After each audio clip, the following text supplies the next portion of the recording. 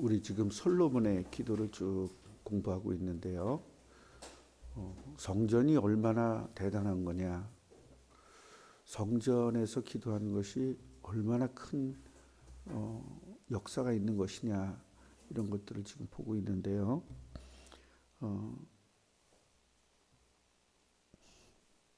성전에서는 분명히 악한 자와 선한 자를 가려서 선한 자에게는 복을 주시고 악한 자에게는 저주를 내리는 그 하나님의 임재가 있는 성전, 이거를 분명히 솔로몬은 알고 기도했습니다. 그리고 전쟁에 나가서 적국에 패했을 때도 성전을 향하여 기도하면 승리할 수 있게 하는 것. 그러니까 이 성전이 쉽게 말하면 우리 지금 얘기하면 무슨 밥솥을 사거나 뭘 사가면 사용 설명서가 있잖아요. 자동차를 사도 사용 설명가 있듯이 지금 오늘 이건 성전 사용 설명서입니다. 성전을 이렇게 활용해라. 네, 그런 내용이거든요. 가뭄이 들었을 때도 성전에서 기도하면, 회개하고 기도하면 하나님께서 용서하시고 가뭄도 해결해 주신다는 거죠.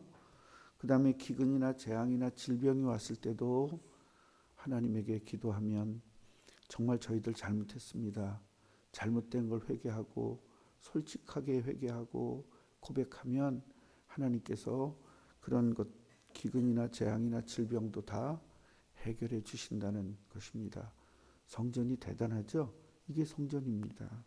그런데 성전에 직접 오지 않고 성전을 바라보고만 해도 이런 기적이 일어날 정도의 성전의 능력은 어마어마한 겁니다.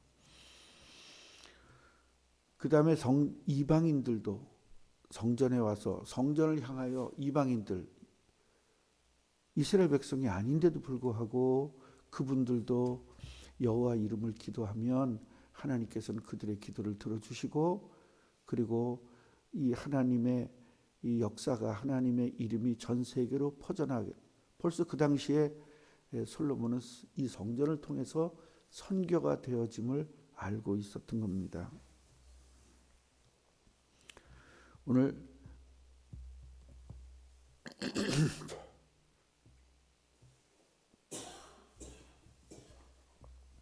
44절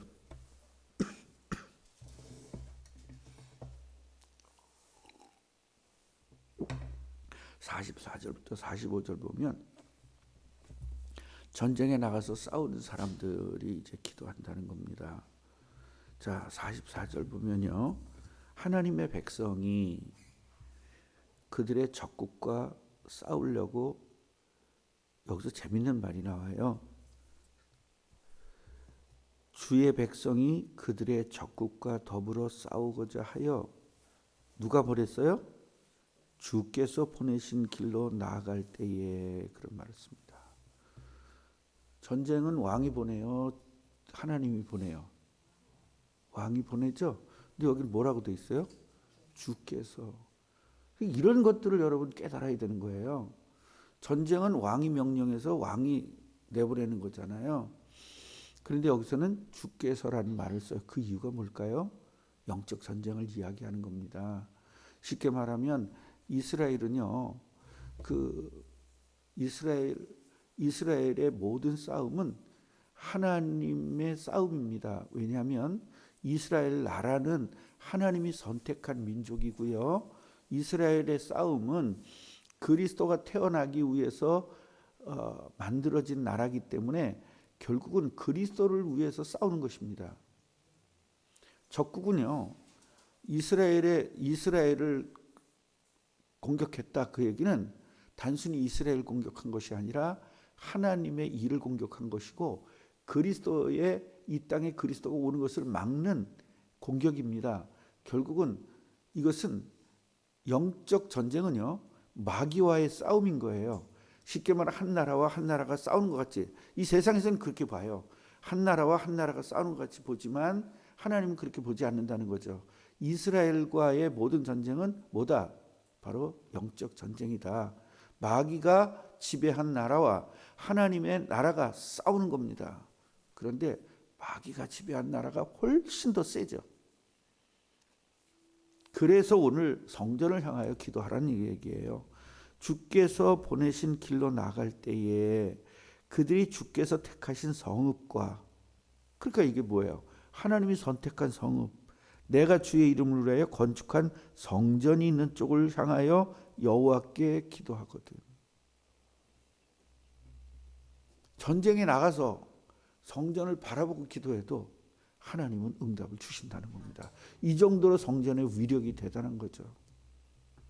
그래서 여러분, 교회당에 와서 기도하고 교회당을 위해서 기도하고, 이 교회당이 우리 교회당을 통하여 또 꿈나무 교회를 통하여 세계 복음화 되는 것을 기도하고 또 전도를 위해서 기도한다면, 이런 지금 현재 열왕기상 8장에 나오는 모든 복들이 여러분의 복이 되는 것입니다. 그래서 같이 해보세요. 원리를 알고 기도하자. 미신적인 기도는 뭐냐면 내 생각대로 기도해요. 아, 이거 기도해야 되겠구나. 그럼 기도해요. 괴로운 일 오면 괴로운 일 왔으니까 기도해야지. 속상한 일 왔으니까 속상한 일 기도해야지. 감사한 일 왔으니까 감사로 기도해야지. 여러분, 그거는 미신이에요. 원리를 알고 기도해야 돼요. 지금 나에게 온 문제가 왜 왔는지 원리를 알아야 된단 말이에요. 나한테 병이 왔어요. 이 죽을 병이 왔단 말이에요. 그럼 이 죽을 병이 왜 왔는지를 알고 기도해야 돼요. 하나님 고쳐주세요 그런다고 고쳐주지 않죠. 여러분, 그런 기도 얼마나 많이 했어요. 안 고쳐주잖아요. 그게 왜 그래요? 원리가 있단 말이에요. 하다못해 우리가 병원에 가도 원리가 있어요. 처음에 뭐 하죠? 진찰을 합니다. 진찰을 해서 이 병의 원인이 뭔지를 찾아내죠. 진찰로 안 될 때는 뭐 하죠? 피 검사를 합니다. 피 검사도 안 될 때는 MRI나 CT 촬영을 해서 검사를 합니다. 일단 뭐예요? 원인을 잡아야 돼요. 원인을. 그 진찰이 필요해요. 지금 나에게 이런 문제가 왜 왔는지를 찾아야 돼요. 이거를 안 찾고 뭐라 그러죠? 하나님 살아계세요? 왜 나한테 이런 문제 와요? 나 하나님 잘 믿는데. 이렇게 나가는 거야. 이게 미신이에요. 이게 종교적 기도입니다. 우리 하나님의 자녀들은 이렇게 기도하는 거 아니에요. 원인을 찾는 겁니다. 아, 내가 무슨 죄를 졌지? 내 죄를 찾아내는 거예요. 근데 아무리 생각해도 죄가 없는 거예요. 그러면 그 다음에 뭐라 그랬죠? 하나님의 축복의 시작점이라 그랬죠. 죄가 있으면 죄를 회개할 기회고요. 그 문제가 있을 때 그 죄는 안 졌는데, 그런데 문제는 계속 있어요.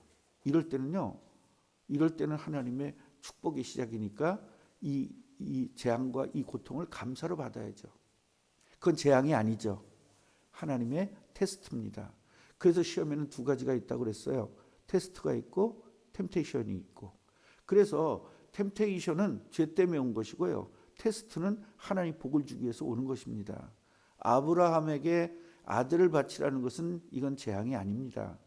이건 템테이션이 아니에요. 이 시험은 테스트입니다. 이건 하나님에게 복을 주기 위해서, 하나님이 아브라함에게 복을 주기 위해서 하는 테스트. 쉽게 말하면 네가 나를 믿느냐 그 얘기예요. 그럼 아들을 죽여도 하나님을 진짜 믿는다면, 하나님이 창조주인 것을 진짜 믿는다면, 하나님이 살아계심을 진짜 믿는다면 아들 죽여도 상관없잖아요. 하나님 살릴 거니까. 그래서 히브리서에는 아브라함이 죽여놔도 하나님이 다시 살리실 것을 믿었대요. 그 믿음이 너한테 있느냐? 너 맨날 나 믿는다고 그러지 진짜 믿니? 그걸 물어보는 거죠. 우리 하나님 믿습니다. 하나님 영광 돌립니다. 계속 말하는데 진짜 믿니? 네 아들 바칠 수 있어? 이걸 믿는 거예요. 그러면 하나님 미쳤습니까? 내 아들 바치게? 이렇게 나가죠. 거의 다. 그런데 하나님이 나를 믿으니까 너 네 아들도 바쳐라. 그 얘기가 아니에요. 하나님을 믿는다는 것은 하나님의 살아계심과 세상을 창조하시고 인간을 창조하셨고, 하나님이 죽은 자도 살릴 수 있고, 지구도 지금 멸망시켰다 다시 새로 만들 수도 있고, 하나님은 전지전능하신 하나님이라는 걸 믿고 그 하나님이 나와 함께 하시고, 그게 믿어질 때에 아들도 바칠 수 있는 거지. 무슨 뭐 하나님 미쳤다고 아들 바치라 그럽니까? 하나님이 그런 뭐 사람 죽이는 것이 하나님 뜻입니까? 그런 게 아니잖아요. 그래서 아브라함에게 자식을 바치라고 그랬을 때 그 믿음을 보시려고 그런 말이 있어요. 그 믿음을 본다는 것은 하나님의 존재, 여호와 하나님이 어떤 하나님인 것을 아느냐 모르느냐를 질문하고 있는 겁니다. 이게 테스트입니다. 그 또 한 가지는요. 내가 아무리 따져봐도 난 죄진 게 없어. 죄진 게 없어. 그런데 뭐가 이게 테스트가 아닌 것 같고 이게 템테이션 같아. 그럴 때는 하나님 저의 죄를 깨닫게 해주세요. 내가 깨닫지 못한 죄가 너무나 많거든요. 그러니까 죄를 깨닫게 해주세요. 그래서 죄를 깨닫게 해주시면 그때 그 죄를 진 것을 가지고 하나님에게 고백하고 자백하고 그리고 다시는 그 죄를 짓지 않도록 돌이키는 진정한 회개가 있을 때 모든 문제가 해결되는 것입니다. 그래서 주의 이름을 위하여 건축한 성전. 그 성전은 뭐예요? 주의 이름을 위하여. 그러니까 하나님과 상관이 없는 성전은 성전이 아니에요. 건물이에요. 그래서 우리 꿈나무 교회가 건물 돼서는 안 되잖아요. 이 교회당이 성전 돼야 되잖아요. 그러려면 어떻게 하라 그랬어요? 바로 이 하나님이 원하시는 전도와 선교를 할 때 이 교회당은 성전이 되는 것입니다. 무조건 교회당이라고 해서 성전이 아니에요. 하나님의 뜻을 이루는 것이 성전입니다. 그래서 성전의 의미는 두 가지가 있다 했죠. 명사적 성전이 있다. 그것은 예루살렘 성전을 얘기하는 거예요. 솔로몬 성전 이것을 얘기하는 것이고요. 의미적 성전이 있다고 했어요. 의미적 성전은 뭐냐면 하나님의 뜻을 이루는 집을 이야기하는 겁니다. 그러니까 우리 꿈나무 교회가 성전이 될 수도 있고 성전이 안 될 수도 있는 거예요. 하나님의 뜻인 전도와 선교와 관심이 없다면 여기는 성전이 아닌 거죠. 이해가 되시죠? 예. 그래서 주의 이름을 위하여 건축한 성전. 그러니까 세계복음화 예수님 주의 뜻이 지금 뭘까요? 예수님이 재림하는 것만 남았어요. 그죠? 예수님의 재림을 위해서 우리는 전도하는 거거든요.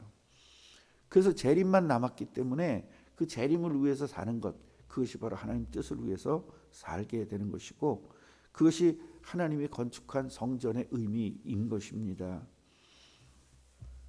45절 보면 하나님은 하늘에서 여기서 주는을 좀 조심해야 될 부분이 있는데요. 구약 시대의 주는요. 여호와 하나님을 이야기하고 있는 거예요. 여호와 하나님을. 왜 주님 그 당시엔 주님 그랬냐면 감히 하나님 우리 어렸을 때도 아버지 이름을 못 불렀거든요. 너희 아버님 함자가 어떻게 되시냐? 그러면은 저 어렸을 때만 해도 그랬어요. 질문할 때 니네 아버지 이름 뭐야? 이렇게 안 물어보거든요. 너희 아버님 함자가 어떻게 되시니? 이렇게 물어봅니다. 그러면 예, 저희 아버님은 이는 이자 이 붙이는 거 아니에요? 이 득자 환자입니다. 이렇게 하는 거예요.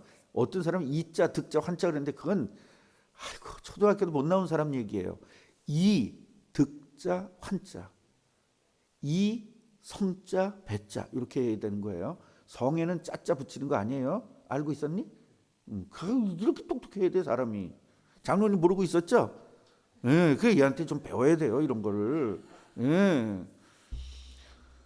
진짜 이거 모르는 사람들 되게 많아요. TV에도 보면은 이자, 성자, 배자 그런 사람들이 있습니다. 그건 작가가 완전히 그건 바본 거예요. 그 우리 시대 때도 아버지 이름을 부를 수 없기 때문에 득자, 환자 이렇게 했어요. 그러니까 이 시대 때는 감히 어떻게 하나님 이름을 부르겠어요. 하나님 이름을 못 부르니까. 그래서 주님 그렇게 부른 거예요. 그래서 주님은 뭐와 관련된 거다? 주님은 여호와 하나님 이렇게 부르는 게 주님이에요. 그 신약 시대 때는 얘기가 조금 달라져요. 얘기가 신약 시대 때는 주인이라는 개념의 주님입니다. 그러니까 구약 시대 때 주님과 신약 때 주님은 같을 수도 있고 다를 수도 있습니다. 그러니까 내가 어떤 의미를 가지고 주님이라고 부르냐에 따라서 같을 수도 있고 다를 수도 있어요. 그래서 주님 그 얘기는 예수님에게 예수님은 나의 주인이십니다라는 개념으로 주님이라고 했던 것이고 베드로가 12제자가 주님이라고 했었던 부분은 당신이 바로 하나님이시다라는 뜻으로 주님이라고 이야기한 겁니다. 여호와에게 주님이라고 불렀던 그 주님을 갖고 와서 예수에게도 주님이라고 한 것은 당신이 바로 하나님이십니다. 그 베드로가 어떤 고백을 하죠? 주는 그리스도시요 살아계신 하나님의 아들이십니다. 그 얘기는 뭐예요? 당신이 하나님이십니다. 그 얘기죠. 그래서 제가 설명드린 게 개의 아들은 개고 양의 아들은 양이다. 새의 아들은 새다. 사람의 아들은 사람이다. 하나님의 아들은 하나님이다. 얘기 설명드렸죠. 그래서 이단들은 하나님이 아니라 하나님의 아들이라고 자꾸 우기는 겁니다. 하나님이 아니라는 거죠. 왜냐하면 성경에 하나님의 아들도 돼 있으니까. 하나님의 아들이라는 것을 우리가 이해하기 쉽기 위해서, 그래서 삼위일체는 성부가 계시고 성자는 성부에서 발출이 됐다. 출발이 아니라 발출이라는 말을 써요. 제네레이션이라는 말을 씁니다. 영어로는. 다시 말하면 제네레이션은 뭐냐면 전기를 생산하는 기계거든요. 그러니까 하나님으로부터 하나님께서 아들로 만든 것이 아니라 하나님이 나오셔서 이렇게 이해를 해야 되는 겁니다. 그러니까 예수 그리스도는 하나님이세요. 하나님이 사람의 몸을 입고 오신 분입니다. 삼위일체는 따로가 아니에요. 하나예요. 그래서 성령도 하나님과 하나입니다. 다만 일하는 것이 다를 뿐입니다. 그래서 어떤 분은 이 삼위일체를 집에서는 아버지, 나와서는 목사, 동네에서는 아저씨 이렇게 설명하는데 그 설명이 맞는 것 같은데 틀린 거예요. 또 틀린 것 같은데 맞는 거예요. 이 부분을 좀 잘 이해를 해야 되는 겁니다. 그래서 쓰임을 받는 부분, 성부 하나님 세상을 창조하셨고 구원 계획을 세우셨고 그 구원 계획 따라 구원하시기 위해서 이 땅에 오셔서 죽으시고 부활하시고 승천하시고 재림하시는 그 하나님이 성자, 그리고 우리 인간들에게 같이 함께 하셔서 성령으로 함께 하셔서 전도하고 선교해서 이 세상을 구원하기 위해서 우리와 함께 하시는 하나님은 성령 하나님이란 말이에요. 그 기능이 다른 거예요. 그러나 그분 누구다? 하나다. 이렇게 여러분들이 이해를 해야 되는데 삼위일체를 아직까지 제대로 설명한 사람이 한 사람도 없고 삼위일체를 정상적으로 설명할 수도 없습니다. 이것은 예수를 믿으면 자동적으로 알게 됩니다. 예수를 믿고 마음의 주인으로 모신 사람은 삼위일체가 그냥 깨달아지게 돼 있어요. 조금만 설명해도. 그러니까 내가 구원받았는지 안 받았는지도 삼위일체가 이해가 되느냐 안 되느냐 그거 보고 금방 알 수 있습니다. 그래서 주는, 그 얘기는 여호와 하나님께서는 그 얘기입니다. 여호와라는 이야기예요. 주는 여호와께서는 하늘에서 그들의 기도와 간구를 들으시고, 또 옛날 사람들은 하늘 그러니까 스카이인 줄 아는 거예요. 헤븐입니다. 헤븐. 쉽게 말하면 하늘이라는 것은 이렇게 우리 지구 위에 저쪽에 있는 어떤 이런 그 하늘이 아니라 스카이가 아니에요. 하늘은 헤븐입니다. 쉽게 말하면 하나님이 계신 곳. 그런데 사실은요, 하나님 어디든지 계시죠? 하늘나라는 여기 있다 저기 있다. 어디 있어? 네 마음속에 있다 그랬죠. 예수님을 영접한 사람 속에 바로 여기가 성전이고 여기가 하늘나라입니다. 그래서 이거를 또 이단들이 요걸 깨달았어. 요걸 깨달았는데 이단들은 거기다 하나 더 붙였어. 그러니까 천국은 없다 이렇게 된 겁니다. 천국은 있습니다. 우리가 영원토록 가야 될 곳입니다. 새 하늘과 새 땅이 천국이에요. 네.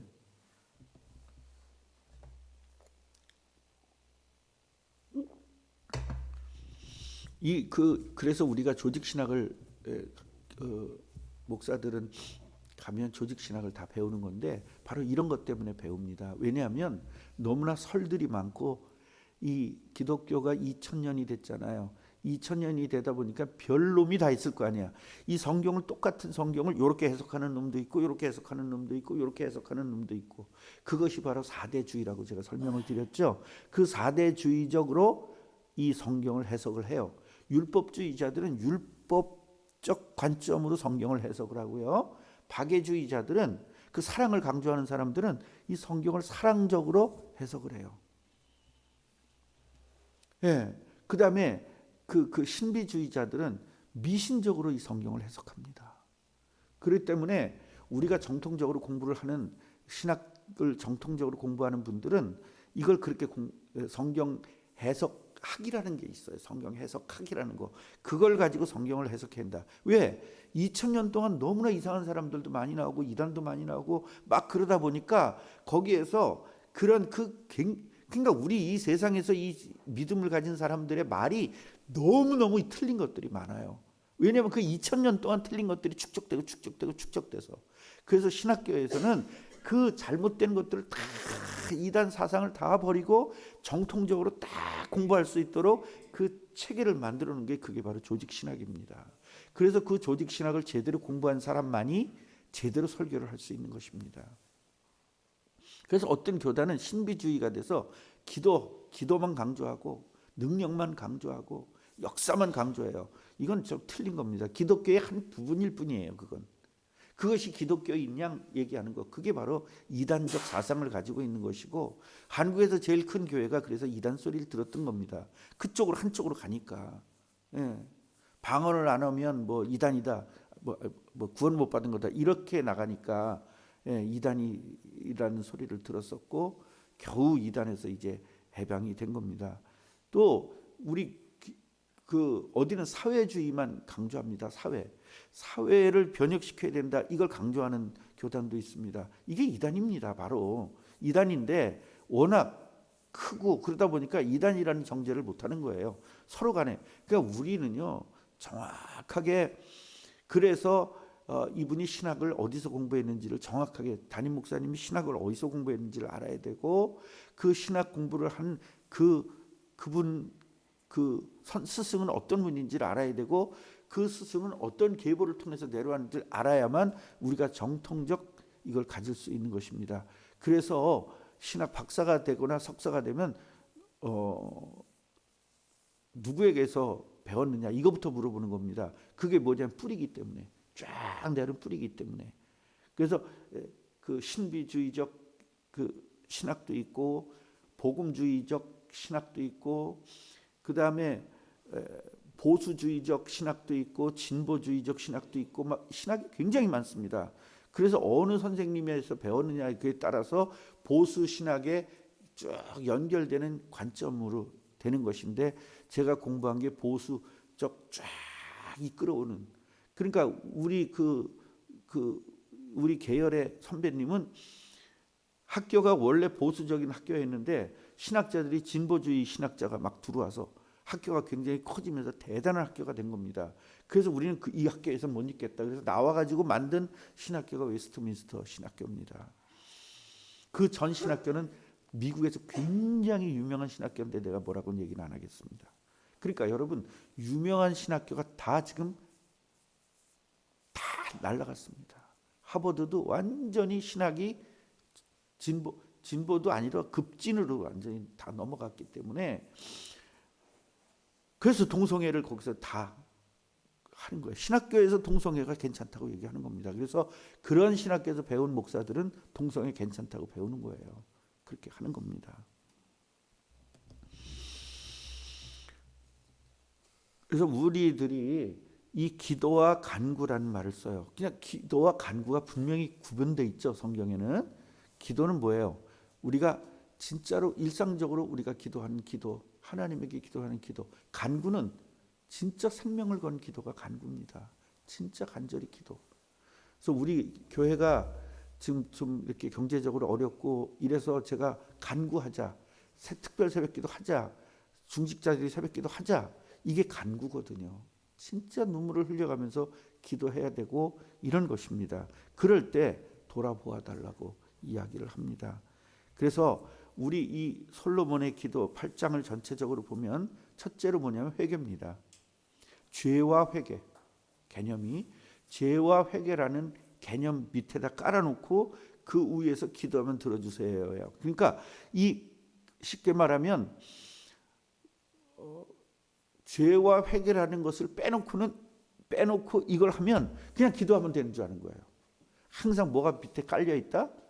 죄와 회개라는 것이 깔려 있고 회개했을 때 하나님은 응답해 달라는 것이 그래서 열왕기상 전체를 읽어봐야지. 이 전체를 읽어봐야지. 요거 오늘 읽어보면 여기는 회개란 말 나와요, 안 나와요? 안 나와요. 그러니까 그냥 기도해도 되는 줄 아는 거죠. 회개가 없는 기도는 기도가 아니고 회개가 없는 예배는 예배가 아닌 겁니다. 그래서 성경 전체로는 창세기 3장 문제에 원죄 문제가 있고 그 원죄 문제 때문에 오는 자범죄 문제가 있기 때문에 그 죄와 싸워서 우리는 승리해야 되는 것이고 그래서 우리는 기도해서 응답을 받아야 되는 것입니다. 지금 제가 계속적으로 지금 처음부터 쭉 얘기를 했기 때문에 여러분들이 오늘 이야기를 들으면 전체적으로 정리가 좀 될 것입니다. 자, 기도하겠습니다. 하나님, 솔로몬의 기도를 통해서 우리가 은혜를 받게 하시니 감사합니다. 솔로몬의 기도를 통해서 우리 제자들이 가져야 될 영적